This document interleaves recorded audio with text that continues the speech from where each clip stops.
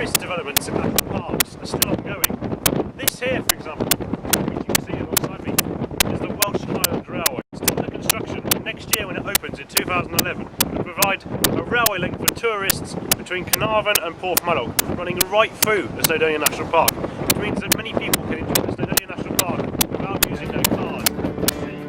The mountains behind me from luxury without having to worry about driving or anything, just enjoy themselves. Many other developments in national parks are still going on, as it provides the economy with lots of money, particularly the local economy. Jobs are created through tourism. Development in national parks, though, have to be carefully managed. This log cabin village behind me, for example, was developed very carefully in two ways. One, obviously, because their log cabins are made out of wood, which is seen as more friendly in this environment compared to, say, a brick house or a concrete block of flats, for example, which you normally find in the city.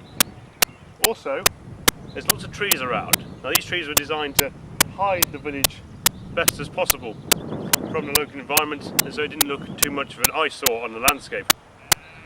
That's only the edge of that log cabin village. There are upwards to 500 of them behind all these trees behind me. But of course, like all things, there is unfortunately downsides to national parks. This part of North Wales, for example, is very much known for the slate industry. Many years ago, slate was used as a major source of building materials. Many buildings, particularly in this part of the world, and also in many other parts of the world. It's not so much a problem these days though. The slate cabins themselves, where the slate was mined, are now tourist attractions. But some quarrying still does go on, and it is a problem, as it's a bit of an eyesore. It is a rather spectacular landscape. The effects of tourism and visitors to the area is actually quite damaging. The amount of carbon produced by cars, for example, and the amount of rubbish generated, and also how many visitors there are. For example, footpath erosion happens. Footpath erosion is where a footpath is used so much that it erodes away the ground and can cause lots of damage to the local habitat, to wildlife. So it is time to move on, unfortunately, to how we damage our environment as a species. And to open this up and to start it off, I've got this clip from the BBC YouTube website. Our islands are now facing a problem so large that we Hawaiians cannot solve it alone. Oh, Captain, tell me true, does my darling sail with you? No, she does not sail with me. She sleeps on the bottom of the sea. What did the deep sea say? Tell me, what did the deep sea say? It moaned and groaned and it splashed and it foamed and it rolled on its weary way. We're currently on Camilo Beach on the big island of Hawaii. This area is an accumulation point for marine debris. It's currently in the running for the title of dirtiest beach in the world. Most of this debris is not from Hawaiians themselves, not from products that are consumed here, not from tourists that use the beaches. Most of it comes from what we call the Pacific Rim, the area on the continents surrounding Hawaii. The shores of Hawaii are littered with the debris of civilization. Every year, the world produces nearly 150 billion kilograms of plastic. It is thought that as much as half ends up in the environment. Once there, it doesn't break down. It just accumulates. The idea that plastics are throwaway materials, use once and toss, that was a concept developed to use the vast productivity generated by our economic system in World War II to keep it moving, keep it going after the war came to a close. It was decided, well, we'll generate a throwaway society. This is in part responsible for what you're seeing here, and I think if we had the tools to be archaeologists of plastic and to date it, we would find that some of the particles here date from the dawn of the plastic era in the 1950s. And so we come to the first of our environmental problems. Problems associated with water.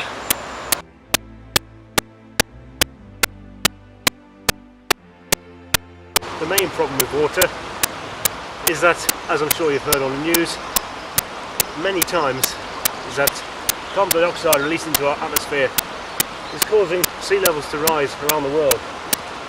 And of course, due to that, many river levels around, for example, the UK are also rising. They reckon by the year 2100 that this river here, for example, would have risen by 1.4 metres. Now, the river is down there at the moment, and this is fairly normal water levels for this, the River Stour. 1.4 metres was raised up to about here. So most of me would be underwater at the moment. To put problems into context concerning water, a 2-degree rise in the global worldwide temperature would see sea levels and also river levels rise sufficiently enough to see most of London, New York, Shanghai, Dhaka, Bangladesh, Holland, the Amazon rainforest would disappear. All that would be caused just by a 2-degree rise in melting the ice caps and also, of course, raising the sea level around the world. Can we really imagine a world where us, in the UK in particular, would see our capital just completely underwater? You may have seen it on dramas on the television before, and even science fiction shows. And you may have seen New York underwater in The Day After Tomorrow. But it's a real possibility, and it could happen. Imagine the effect. In Bangladesh alone, 35 million people would become refugees. Where would they go? There wouldn't be sufficient enough aid and money around the world to save them. All of that because of water. If a 3-degree rise happened in our global worldwide temperatures, it would be absolutely catastrophic. Because the Arctic ice would melt even more, and it is predicted the amount of carbon and methane, along with other gases in the Arctic ice caps, would be enough to speed up global warming at a rate of 150 times more than is already happening.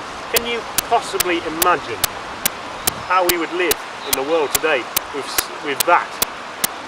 Most of the UK would become underwater. And just because you think we live by a stream, or even this, the River Stour, which is quite small compared to most rivers in the UK.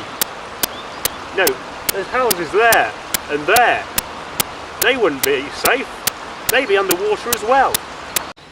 This here, this little marshy pond that I've found, is a good example of what more economically developed countries, such as the UK, America, and other major countries around the world, do to the water supplies of less economically developed countries, such as places in Africa and many other parts of the world, is that we pollute their water supply by throwing away the rubbish that we don't want.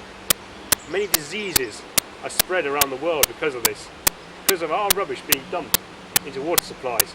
I mean, this here is a good example. There's some Pepsi cans over there, there's a milkshake bottle over there, and there's some McDonald's wrappers behind me.